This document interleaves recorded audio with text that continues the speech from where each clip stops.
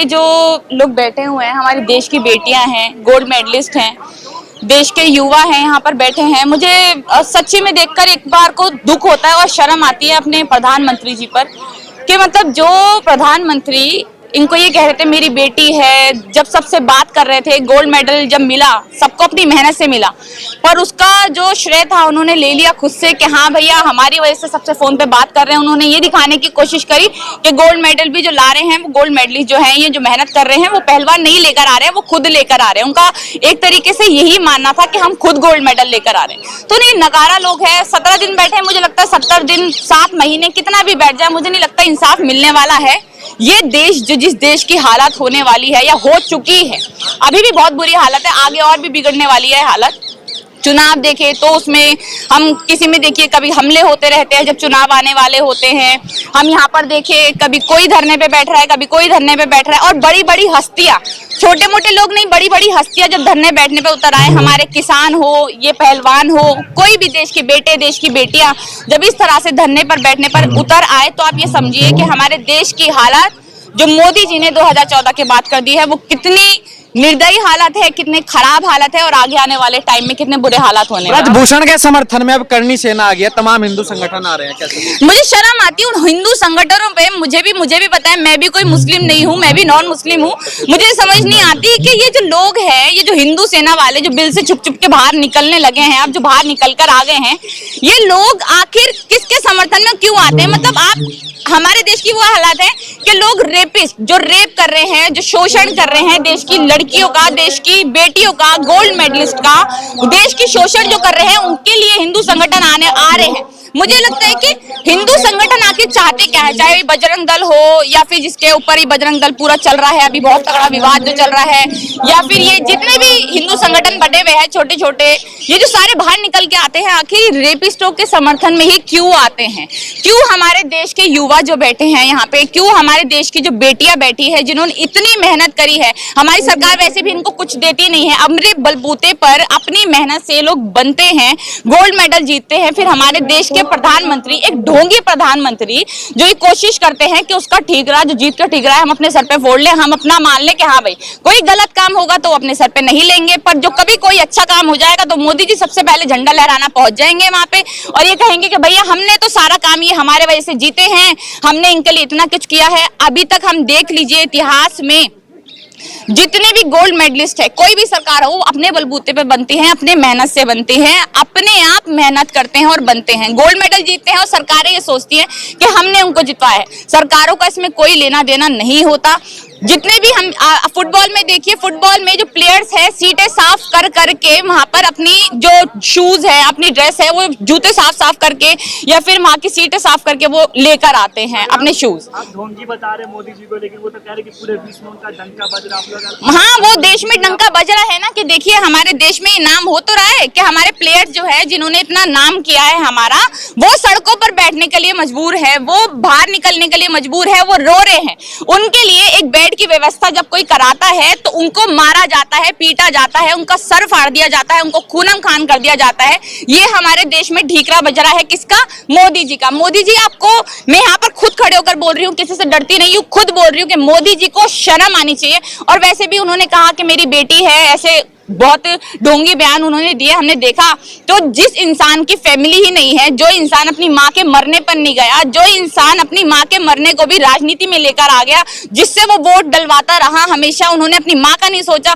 जिस इंसान की फैमिली नहीं, जिस इंसान ने अपनी बीवी को छोड़ दिया, वो देश की बेटियों के लिए, देश की बेटों के लिए क्या सोचेगा? देश ही हमारा परिवार है, देश परिवार है। तो ये जो लोग बैठे हैं ये कौन है? ये जो गोल्ड मेडल जीत रहे हैं ये कौन है? अच्छा, ये बेटी है। ब्रजभूषण के जो समर्थक है वो ये कह रहे हैं जो पहलवान 65 साल के बुजुर्ग से अपनी इज्जत नहीं बचा पाए, काहे की पहलवानी करेंगे? अरे वाह, मतलब कोई भी उनका शोषण कर दो। आप कैसे प्रधानमंत्री है जो हमारे देश की बेटियों की लाज लज्जा को बचा नहीं सकते? आप अपने एक नेता को सजा नहीं दिलवा सकते, उसको अपनी पार्टी से निकाल नहीं सकते। आप कैसे प्रधानमंत्री है? अगर आप प्रधानमंत्री, अगर उनको आप ऐसे कह रहे हैं कि पहलवान कैसे अपनी लाज लज्जा को बचा नहीं सकते, अपनी इज्जत को बचा नहीं सकते। बुजुर्ग आदमी है वो तो। बुजुर्ग आदमी है, बुजुर्ग आदमी देखता है, उसकी आंखों में ना एक शैतान दिखता है मुझे। मैं हमेशा उसकी जब वीडियोस देखती हूँ तो दिखता है कि हाँ भैया वो कितना बड़ा शैतान है।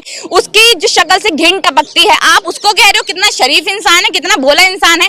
अगर इतना ही भोला इंसान है तो सब आकर सड़कों पर क्यों उतरे हुए हैं? कितने बड़े बड़े नेता लोग यहाँ पर आ रहे हैं, कितने बड़े बड़े जो लोग हैं, आप इनको ही देख लीजिए, नेताओं को छोड़ दीजिए, हटाइए, पर ये जो देश की शान है, हमारे जो पहलवान हैं, हमारे देश में जो गेम्स खेलते हैं, बाहर के देशों में नाम रोशन करते हैं, उनको देखिए, उनके साथ इतना बुरा व्यवहार होने के बाद, शोषण होने के बाद भी मुझे ये समझ, देखिए अभी एक मूवी का बड़ा एकदम एक विवाद चल रहा है, द केरला स्टोरी, बहुत ज्यादा विवाद चल रहा है कि हमारी देश की बेटियों के साथ मुसलमानों ने ये किया, झूठी कहानी बताई। उनके प्रोड्यूसर ने, डायरेक्टर ने बोला 32,000 लड़कियों के साथ ऐसा हुआ है, फिर 32 से वो 3 पर आ गए, फिर उसके बाद देश की बेटियों, आप उनकी जो कभी हुआ ही नहीं है, या हुआ भी है कब नहीं हुआ, किसी का कुछ अभी तक कोई सबूत नहीं है, उनके बारे में इनको सोचने की पड़ रही है। पर यहाँ पर जो लड़कियां बैठी है, जिनको मारा जा रहा है, जिनके साथ शोषण हो रहा है, जो हमारे देश का नाम रोशन कर रही है, उनके लिए कोई आवाज उठाने नहीं आएगा, कोई बीजेपी का एक नेता। क्यों? क्योंकि वो खुद रेप करते हैं, वो खुद बलात्कारी है, आधे से ज्यादा नेता।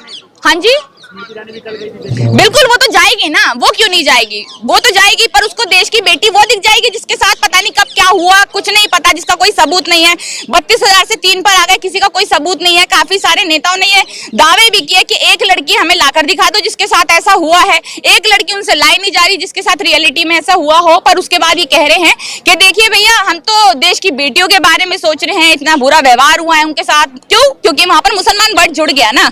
यहाँ पर अगर मैं खुद बता रही हूँ, अगर यहाँ पर किसी और पार्टी का नेता होता और वो मुसलमान होता तो शायद बीजेपी वाले यहाँ पर खुद आकर सबसे मेन धरना दे रहे होते, चिल्लाने में लगे होते कि मुसलमान ये, मुसलमान वो, हर चीज चिल्लाने में लगे होते। पर आज जो है उनके पार्टी के खुद के नेता जो बलात्कारी हैं, जो बलात्कार के जुर्म में अंदर पड़े हुए हैं जेल में, उनके बारे में अगर हम बात करें तो उनके लिए कोई ना ही कोई उनके लिए एक्शन लिया जाता है, ना ही इस तरह की कुछ कार्रवाई की जाती है जिससे ये हमारे देश के 17 दिन हो गए इनको बैठे हुए प्लेयर्स को, वो अपने घर जा सके, रो रहे हैं, पिट रहे हैं, खाने के लिए रोटी नहीं है, बहुत परेशान है, पर लोग कोई देख ही नहीं रहा है, ना बीजेपी के नेता, और बहुत सारी देखिए सब अपनी राजनीति चमकाने जरूर आएंगे, राजनीति चमकाएंगे और चले जाएंगे। इनके लिए जो भी कुछ करना है इनको खुद ही करना पड़ेगा, और मुझे लगता है ये कितने भी दिन बैठे रहे इनको इंसाफ नहीं मिलने वाला है। बहुत चंद लोग हैं जो प्रोटेस्ट करने आए हैं। अच्छा, बहुत चंद लोग, चलिए चंद लोग भी है, प्रोटेस्ट तो कर रहे हैं ना।